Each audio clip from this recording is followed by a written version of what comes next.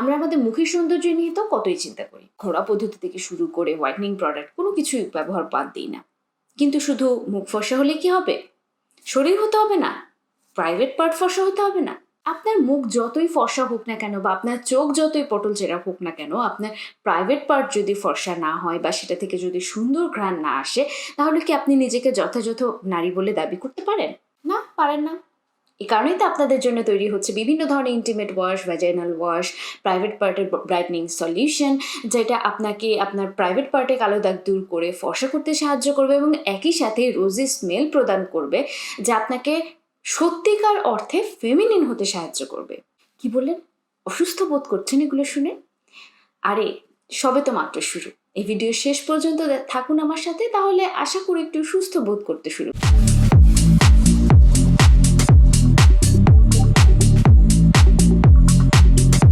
যেহেতু আজকের ভিডিওটি নারীদের প্রাইভেট পার্টের ব্যবহারের জন্য বাজারকৃত প্রোডাক্ট নিয়ে, তাই স্বাভাবিকভাবেই নারীদের যে প্রাইভেট পার্টের স্বাস্থ্য এবং গড়ন নিয়ে সেগুলো নিয়ে আলোচনা থাকবে। কিন্তু তারপরও আজকের ভিডিওটিকে আমি শুধুমাত্র মেয়েদের জন্যই ট্যাগ আসলে লাগাতে চাই না, কারণ ফিমেল হেলথ এমন একটি বিষয় যেটা সম্পর্কে আমাদের মেল পার্টনারদেরও আসলে জানার প্রয়োজন আছে বলে আমি মনে করি। কিন্তু যদি কারো এই বিষয়ে খোলামেলা আলোচনাতে অস্বস্তি বোধ হয়, তাহলে আমি বলবো এখনই ভিডিওটি দেখা বন্ধ করে দিতে, কারণ এত গুরুত্বপূর্ণ টপিকে আমি ফেক অ্যাকাউন্ট দিয়ে করা কুরুচিকর মন্তব্য বা কটাক্ষ অ্যালাউ করবো না। এখন আজকের ভিডিওতে আলোচনার সুবিধার্থে আমি বেশ কিছু গুরুত্বপূর্ণ প্রশ্ন করব এবং সেগুলো উত্তর খোঁজার চেষ্টা করব। তো প্রথম প্রশ্নটি হলো, প্রাইভেট পার্ট বলতে আসলে কি বোঝায়? অনেক নিশ্চয়ই বলবেন, আপু বোকার মতো প্রশ্ন করলেন। প্রাইভেট পার্ট বলতে কি বোঝায় এটা তো আমরা সবাই জানি। আসলে কি জানি? অক্সফোর্ড লার্নার্স ডিকশনারির দেয়া সংজ্ঞা অনুযায়ী মানুষের সেক্সুয়াল অঙ্গগুলোর নাম উল্লেখ না করে পরিশীলিত ভাষায় বোঝাতেই প্রাইভেট পার্ট শব্দগুচ্ছ ব্যবহার করা হয়। আমিও ছোটবেলা থেকে সেটাই জেনে এসেছি। কিন্তু একটু আগে উল্লেখ করা যে ভি ওয়াশ বা ইন্টিমেট ওয়াশ বা প্রাইভেট পার্টের ব্রাইটনিং প্রোডাক্ট তৈরি করা কোম্পানি বা তাদের হয়ে কাজ করা ইনফ্লুয়েন্সারগণ বা সেলারগণ তাদের প্রমোশনাল অ্যাক্টিভিটিতে এমনভাবে ইন্টিমেট পার্টের সংজ্ঞা দিয়েছেন বা সেটাকে প্রমোট করেছেন যে আমার দ্বিতীয়বার চেক করতে হয়েছে যে যা আমি জানতাম সেটা ঠিক কিনা। কেউ কেউ প্রাইভেট পার্ট বলতে আন্ডারআর্ম বুঝাচ্ছেন, কেউ ঘাড় বুঝাচ্ছেন, কেউ আবার কোনোই বুঝাচ্ছেন। তাই আমার মনে হলো যে আলোচনার আগেই আসলে প্রাইভেট পার্ট আসলে বলতে কি বোঝায় সেটা একটু ক্ল্যারিফাই করা দরকার।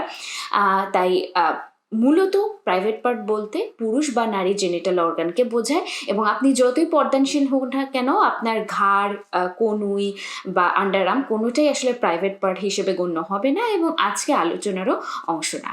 কারণ একটি প্রোডাক্ট যখন তৈরি করা হয় তখন সেটি শরীরে একটি বিশেষ অংশের জন্য বা বিশেষ সমস্যার জন্য কিন্তু সমস্যা সমাধানের জন্য তৈরি করা হয়। তাই আপনি চাইলেই শরীরে এক অংশের জন্য ব্যবহারের প্রোডাক্ট আপনি শরীরে আরেক অংশে ব্যবহারের জন্য পরামর্শ দিতে পারেন না। এখন দ্বিতীয় প্রশ্নটি হলো, প্রাইভেট পার্টে ব্যবহারের জন্য কি কি ধরনের প্রোডাক্ট বাজারে পাওয়া যায় বা কি ধরনের পরামর্শ ইন্টারনেটে ছড়ানো হয়ে থাকে? সোশ্যাল মিডিয়া, গুগল, ফার্মেসি বা লোকাল দোকানগুলোতে vaginal wash, V wash, intimate wash নামে বিভিন্ন ব্র্যান্ডের ভ্যাজাইনাল বা প্রাইভেট পার্ট পরিষ্কার রাখার প্রোডাক্ট পাওয়া যায়। ব্র্যান্ডের বা প্রোডাক্টের নামে সামান্য তারতম্য থাকলেও vaginal wash, V wash, intimate wash এই লেবেলগুলো প্রোডাক্টের গায়ে দেখতে পাওয়া যায়। এই প্রোডাক্টগুলো মূলত বডি ওয়াশ বা লিকুইড সোপ ফর্মে হয়ে থাকে এবং এর যে ব্যবহার পদ্ধতি তাও কিন্তু অনেকটা বডি ওয়াশের মতোই। প্রোডাক্ট ছাড়াও ভ্যাজাইনাল ক্লিনিংয়ের একটি বিপজ্জনক ট্রেন্ড চালু হয়েছিল কয়েক বছর আগে গিনিথ পেলট্রো এবং তার মতো সমমনা কিছু সেলিব্রিটির কল্যাণে, যারা মনে করেন negative marketing is the best marketing. ট্রেন্ডটির নাম ছিল ভ্যাজাইনাল ডিউশিং। ডিউশিং একটি ফ্রেঞ্চ শব্দ যার অর্থ ধোয়া বা ভিজিয়ে রাখা। এক্ষেত্রে লিকুইডটি একটি বোতল বা ব্যাগে থাকে এবং মুখে একটি টিউব বা নজেল লাগানো থাকে। এই নজেলের সাহায্যে লিকুইডটি ভ্যাজাইনার ভিতরে প্রবেশ করানো হয় ক্লিন করার উদ্দেশ্যে মূলত। আমি লক্ষ্য করেছি যে ওয়েস্টার্ন যে কোনো বিপজ্জনক বিউটি ট্রেন্ড আমাদের দেশ পর্যন্ত আসতে একটু সময় লাগে। তাই যে কোনো প্রোডাক্ট সেলিং প্ল্যাটফর্ম, সেলার বা তথাকথিত ইনফ্লুয়েন্সার, ডক্টর, ডার্মাটোলজিস্ট যে কেউ এই বিষয়টিকে প্রমোট করার আগে আমার মনে হচ্ছে আপনাদেরকে আসলে সতর্ক করা জরুরি। কেন ডিউশিং বিপজ্জনক তা আমি একটু পরে বলছি। এই প্রোডাক্টগুলো প্রাইভেট পার্টের কোন অংশে ব্যবহার করা যায় বা যায় না? এই প্রশ্ন শুনে আপনাদের অবাক হওয়ার কথা, কারণ এই ব্র্যান্ডগুলোর যে কোম্পানি বা তাদের হয়ে যে কাজ করে যে ইনফ্লুয়েন্সাররা বা প্রমোটাররা, তারা কখনো এটা বলার প্রয়োজন বোধ করেন না যে আসলে কোন অংশে এই প্রোডাক্টগুলো ব্যবহার করা যাবে বা যাবে না। তারা তো প্রাইভেট পার্ট কাকে বলে সেটাই জানে না।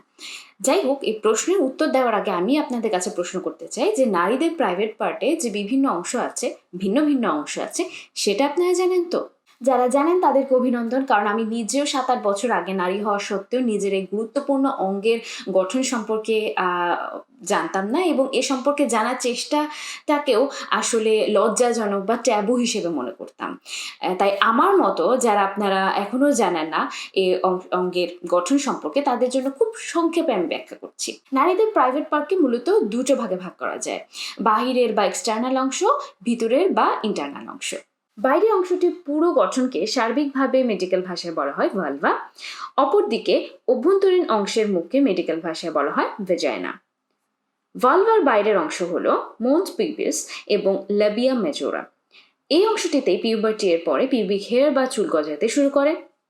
এই অংশটি হলো দুই পাশে থাকা সেই ঢাকনার মতো ভাঁজ বা কভার, যা ভালভার ভিতরের অংশকে আড়াল করে রাখে। ভালভার ভিতরের অংশে রয়েছে ল্যাবিয়া মিনোরা, ক্লিটোরিস এবং ইউরেথাল ওপেনিং। আমাদের দেশের অনেক প্রাপ্তবয়স্ক এমনকি বিবাহিত নারীও এই ভালভার এই অভ্যন্তরীণ অংশকে, বিশেষ করে ইউরেথাল ওপেনিংকে ভেজাইনা মনে করে থাকেন। কিন্তু ইউরেথ্রাল ওপেনিং হলো ইউরিন পাস করার পথ, এটা ভ্যাজাইনা নয়। তাহলে ভ্যাজাইনা কোনটি? ভ্যাজাইনা হলো ভালভার নিচের অংশের আরেকটি পথ। এটি ইউরেথ্রাল ওপেনিং অর্থাৎ ইউরিন পাস করার পথ থেকে প্রশস্ত হয়ে থাকে। বাইরে থেকে সংকীর্ণ মনে হলেও ভ্যাজাইনা একটি টিউব বা টানেলের মতো, যা আমাদের শরীরের বাইরের অংশকে আমাদের সার্ভিক্স বা ইউটেরাসের সাথে সংযুক্ত করে। ভ্যাজাইনার ওপেনিংয়ের চারপাশেই হাইমেন থাকে। ভ্যাজাইনার কাজ হলো পিরিয়ডের ব্লাড নির্গমন, ইন্টারকোর্স বা শারীরিক সম্পর্ক স্থাপন এবং সন্তান জন্মদান। আশা করি বুঝতে পারছেন যে আমাদের শরীরে ভ্যাজাইনার যে গুরুত্ব বা উপকারিতা তা কতখানি। তাহলে এত গুরুত্বপূর্ণ একটি অঙ্গকে নিশ্চয়ই পরিষ্কার করে একেবারে জীবাণুমুক্ত রাখা উচিত, যেমনটি আসলে VWash বা ভ্যাজাইনাল ওয়াশের যে প্রোডাক্টগুলো সেগুলো প্রমোট করে থাকে। উত্তরটি হলো না, একেবারেই না। কারণ ভ্যাজাইনা একটি সেলফ ক্লিনিং অর্গান, যা বিভিন্ন ভ্যাজাইনাল ডিসচার্জ বা ফ্লুইডের মাধ্যমে নিজেই নিজেকে পরিষ্কার করার সক্ষমতা রাখে। ভ্যাজাইনা ল্যাক্টোব্যাসিলি, আটোপোবিয়াম ভ্যাজাইনি, মেটাসফেরিয়া spp সহ বিভিন্ন ব্যাকটেরিয়া বা ল্যাকটিক অ্যাসিড বা এইচে উৎপাদন করে থাকে। এবং ভ্যাজাইনাল পিএইচ বয়সের সাথে সাথে পরিবর্তিত হলেও সাধারণত এর রেঞ্জ ধরা হয় 3.8 থেকে 4.4কে। সব কিছু মিলে পুরো সিস্টেম, অর্থাৎ এই bacteria, microflora, vaginal discharge, bacteria ইত্যাদি সব কিছু বাইরের ব্যাকটেরিয়ার সাথে লড়াই করে ভ্যাজাইনাকে ইনফেকশন মুক্ত রাখতে সাহায্য করে। তাই এই ধরনের VWash বা ইন্টিমেট ওয়াশ ভ্যাজাইনার যে পুরো ইকোসিস্টেম বা এই যে প্রোটেক্টিভ একটি সিস্টেম, এটাকে ব্যাহত করে ইনফেকশনের ঝুঁকি অনেক গুণে বাড়িয়ে দিতে পারে। এখন যারা আমার কেমিক্যাল ফ্রি স্কিন কেয়ারের ভিডিও দেখেনি, তারা নিশ্চয়ই ভাবতে পারেন যে যেহেতু এই প্রোডাক্টগুলোতে কেমিক্যাল আছে, এই কারণেই নিশ্চয়ই প্রবলেম করতে পারে। যদি ন্যাচারাল কিছু ব্যবহার করে তাহলে নিশ্চয়ই করবে না। আমার মনে হয় যে ডোসিংয়ের যেই আইডিয়াটা জেনারেট হয়েছিল, সেটা এই ভাবনা থেকেই হয়েছিল। তো ওপরে ডোসিংয়ের সংজ্ঞা দিতে গিয়ে আমি বলেছিলাম যে এক্ষেত্রে বিশেষ লিকুইড নজেলের সাহায্যে স্প্রে করে ভ্যাজাইনা পরিষ্কারের উদ্দেশ্যে ব্যবহার করা হয়, তাই না? এই লিকুইড কি দিয়ে তৈরি করা হয় জানেন কি? মার্কেটে পাওয়া রেডিমেড ডোসিং প্রোডাক্ট বা ঘরোয়াভাবে যেগুলো তৈরি করা হয় তার অধিকাংশে থাকে পানি, ভিনেগার, বেকিং সোডা আর আয়োডিনের মিশ্রণ। ভিনেগার, বেকিং সোডা এগুলোর পিএইচ লেভেল জাস্ট আপনারা একটু গুগল করে দেখবেন। বাজার থেকে কেনা প্রোডাক্ট হোক বা ঘরে তৈরি ডোসিং, সবই কেমিক্যাল। কিন্তু তারপরও বাজার থেকে ক্রয়কৃত প্রোডাক্টের থেকেও এই সো কল্ড ন্যাচারাল যে ডোসিং টেকনিক, এটা কিন্তু আরও বিপজ্জনক। US department of health and human সার্ভিসেসের তথ্য অনুযায়ী ভ্যাজাইনাতে ইন্টিমেট ওয়াশ বা ডোসিংয়ের ব্যবহার যে ধরনের স্বাস্থ্য ঝুঁকি তৈরি করতে পারে তার মধ্যে আছে vaginal infection, uterus, fallopian tubes, ovaries এবং সার্ভিক্সের ইনফেকশন, ভ্যাজাইনাল ইরিটেশন বা ড্রাইনেস, HIV সহ অন্যান্য STI, প্রেগনেন্সি ও সন্তান জন্মদান সংক্রান্ত জটিলতা যেমন প্রিমেচিউর বার্থ, একটোপিক প্রেগনেন্সি, যা এমনকি জীবনের জন্য ঝুঁকি সৃষ্টি করতে পারে। তাই আপনার ভ্যাজাইনা ক্লিন রাখার দায়িত্বটি আপনি আপনার ভ্যাজাইনার উপরেই ছেড়ে দিন। এখন আসি ভালভার বিষয়। এখন মনে প্রশ্ন থাকতে পারে যে যেহেতু আমাদের ভ্যাজাইনা আমাদের রিপ্রোডাক্টিভ অর্গানের সাথে যুক্ত, এ কারণে ঝুঁকি থাকতে পারে, কিন্তু ভালভা তো পরিষ্কার রাখাই যায়, তাই না? না, এ ধরনের কোনো ইন্টিমেট ওয়াশ বা ব্রাইটনিং প্রোডাক্ট আপনি ভালভাতেও ব্যবহার করবেন না। কেন? আপনার কি মনে আছে যে এই ধরনের প্রোডাক্টগুলো তাদের মার্কেটিংয়ে কি কথাগুলো ব্যবহার করে? যে আপনার প্রাইভেট পার্টের দুর্গন্ধ দূর করবে এবং এর যে ফুলের গন্ধযুক্ত ফর্মুলেশন তা আপনাকে আরও ফেমিনিন বোধ করতে সাহায্য করবে। প্রথমত, ভালভা এরিয়া পরিষ্কারের জন্য আপনার কোনো ধরনের সার্ফেক্টেন্ট ব্যবহারের প্রয়োজন নেই, বরং এটি আরও ইরিটেশনের ঝুঁকি বাড়িয়ে দেয়। সাধারণত আপনার হাত এবং হালকা কুসুম গরম পানি যথেষ্ট। দ্বিতীয়ত, এ ধরনের প্রোডাক্টে থাকা ফ্রেশ ফুলের গন্ধ AKA ফ্রেগ্রেন্স আপনার ভালভার মতো সংবেদনশীল এরিয়ার জন্য বেশ ঝুঁকিপূর্ণ এবং এগুলো ব্যবহারে অবশ্যই ইরিটেশন এবং ইনফেকশনের ঝুঁকিও বেড়ে যায়। অর্থাৎ আমি এই সেগমেন্টের শুরুতে যে প্রশ্ন করেছিলাম যে এই প্রোডাক্টগুলো প্রাইভেট পার্টে কোন অংশে ব্যবহার করা যায় কি যায় না, বা কোন অংশে ব্যবহার করা যায়, তার উত্তর হলো না, এটি প্রাইভেট পার্টের কোনো অংশে ব্যবহার করা যায় না। এবার আসি সেই প্রশ্নতে, যেটা এই ধরনের প্রোডাক্টে যে প্রচারক বা সমর্থক তারা তুলতে পারেন এই প্রোডাক্ট কিন্তু আপনাদেরকে প্রলুব্ধ করার উদ্দেশ্যে, দরকার না পড়লেও। যখন প্রাইভেট পার্টে কোনো ইনফেকশনের ঝুঁকি দেখা দিচ্ছে বা স্বাভাবিক গন্ধ বা ডিসচার্জে পরিবর্তন দেখা দিচ্ছে, তখন প্রাইভেট পার্ট ক্লিন করে ইনফেকশন মুক্ত রাখার জন্য এ ধরনের অতিরিক্ত প্রোডাক্ট জরুরি নয় কি? এখানে যে বিষয়টা অবশ্যই আপনাদের মাথায় রাখতে হবে যে প্রাইভেট পার্টের মতো এত সেন্সিটিভ একটা অঙ্গ নিয়ে কখনোই সেলফ ডায়াগনোসিস করতে যাবেন না, কখনোই না। কেন?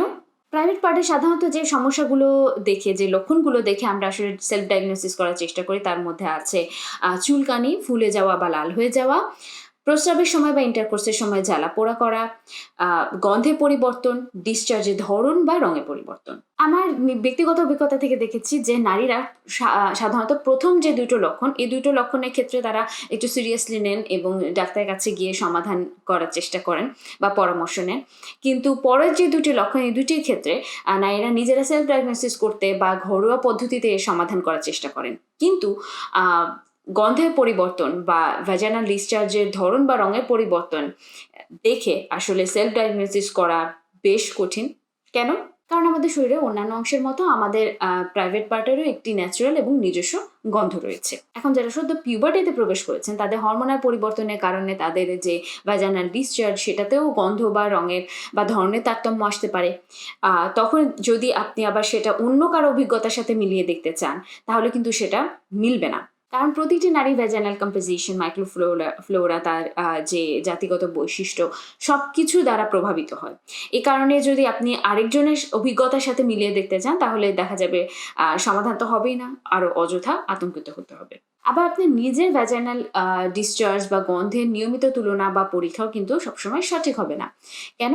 কারণ আপনার কিন্তু বয়সের তারতম্য, আবহাওয়া, আপনার পিরিয়ডের যে রুটিন, সেটা আপনার লাইফস্টাইল, অনেক কিছু দ্বারা কিন্তু প্রভাবিত হয়। তাই আপনার পুরো মাসে যে ভ্যাজানাল ডিসচার্জ বা গন্ধ তা একরকম হবে না, এবং পিরিয়ডের আগে বা পরে যে তারতম্য, সেটাই কিন্তু খুব লক্ষণীয় এবং এটাই স্বাভাবিক। তাই আপনি যদি এই ধরনের প্রোডাক্টের মার্কেটিং বা ইনফ্লুয়েন্সারদের কথা দ্বারা প্রভাবিত হয়ে ধরনের প্রোডাক্ট ব্যবহার করা শুরু করেন, তাহলে সেক্ষেত্রে কিন্তু এই ধরনের প্রোডাক্টে থাকা যে ফ্লোরাল ফ্রেগরেন্স, সেটা আপনার ভ্যাজানাল যে গন্ধ, সেটার অস্বাভাবিক তারতম্য যদি হয়ে থাকে, সেটাও কিন্তু আপনাকে বুঝতে দেবে না। আর বাকি ইনফেকশনের কথা তো বাদই দিলাম। তাই আপনার মনে যদি কোনো ধরনের সন্দেহ হয় এই ধরনের অস্বাভাবিকতা নিয়ে, তাহলে অতি সত্বর ডাক্তারের শরণাপন্ন হন এবং পরামর্শ নেন। এবং এই প্রসঙ্গে আমার ডক্টর তাসনিম জারার একটি ভিডিও বেশ হেল্পফুল মনে হয়েছে, যেটার লিঙ্ক আমি আপনাদেরকে ডেসক্রিপশন বক্সে দিয়ে নেব, আপনারা দেখে নিতে পারেন। এখন আপনার মনে প্রশ্ন আসতে পারে, যদি ডাক্তার দেখে নিশ্চিত হয়ে যে ইনফেকশন আছে এবং ডাক্তারই এই প্রোডাক্ট ব্যবহার করতে বলেন, তাহলে বেশিরভাগ ডাক্তার আপনাকে এ ধরনের প্রোডাক্ট সাজেস্ট করবেন না।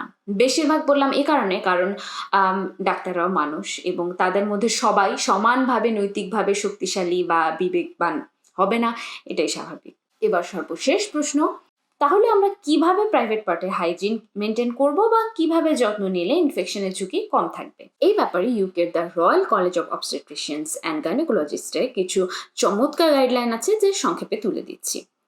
পানিতে শরীর ডুবিয়ে, যেমন বাথটাবে গোসল না করে শাওয়ার বা মগের সাহায্যে গোসল করা, যেন ভ্যাজাইনাতে গোসলকালীন ব্যবহৃত কোনো প্রোডাক্টের উপাদান প্রবেশ না করে। ভালভা এরিয়া পরিষ্কারের জন্য সাধারণ অবস্থায় পানি ব্যবহার এবং বিশেষ সময়গুলোতে, যেমন পিরিয়ডকালীন সময়, সোপ ফ্রি ক্লিনজার ব্যবহার করা, যেমন ডাভ, সেটাফিল, সেরাভে, ভেনিক্রিম, ইউসেরিন, এই সকল ব্র্যান্ডের সোপ ফ্রি ক্লিনজার রয়েছে। দিনে একবারে বেশি ভালভা এরিয়াতে ক্লিনজার ব্যবহার না করা, সব ধরনের স্পঞ্জ, স্ক্রাব, ড্রাইং সাবান, ডিওডোরেন্ট, ওয়েট ওয়াইপস, সুগন্ধি বা এসেনশিয়াল অয়েলযুক্ত প্রোডাক্ট প্রাইভেট পার্টে ব্যবহার থেকে বিরত থাকা, লুজ ফিটিং কাপড়, প্যান্ট বা আন্ডারওয়্যার ব্যবহার করা, ন্যাচারাল বা হার্বাল দাবি করা প্রোডাক্ট ব্যবহার না করা, ডাক্তারের পরামর্শ ছাড়া কোনো ধরনের অ্যান্টিসেপটিক ক্রিম ব্যবহার না করা, রঙিন টয়লেট পেপার ব্যবহার না করা। মোটামুটিভাবে প্রাইভেট পার্টে হাইজিন মেনটেন করার জন্য এই পদক্ষেপগুলো গ্রহণ করাই যথেষ্ট। এবং যেমনটি আমি ভিডিওতে বারবার বলেছি, যদি কোনো ধরনের সন্দেহ হয়, যদি মনে হয় কোনো অস্বাভাবিকতা আছে, তাহলে অতি সত্বর ডাক্তারের পরামর্শ নিন। যদি আজকের ভিডিওটি আপনাদের ভালো লেগে থাকে এবং মনে হয় উপকারে এসেছে, তাহলে ভিডিওটি লাইক করুন, শেয়ার করুন এবং শেয়ার করার মাধ্যমে এই সচেতনতা বাকিদের মধ্যে ছড়িয়ে দিন। আমি ভিডিওটি শেষে ধন্যবাদ দিয়ে নিতে চাই সেই মেডিকেল স্টুডেন্ট, রিসার্চার এবং প্র্যাকটিশনারদের, যাদের রিসার্চের মাধ্যমে আমি এই ভিডিওটি আসলে তৈরি করতে পেরেছি। তাদেরকে অসংখ্য ধন্যবাদ।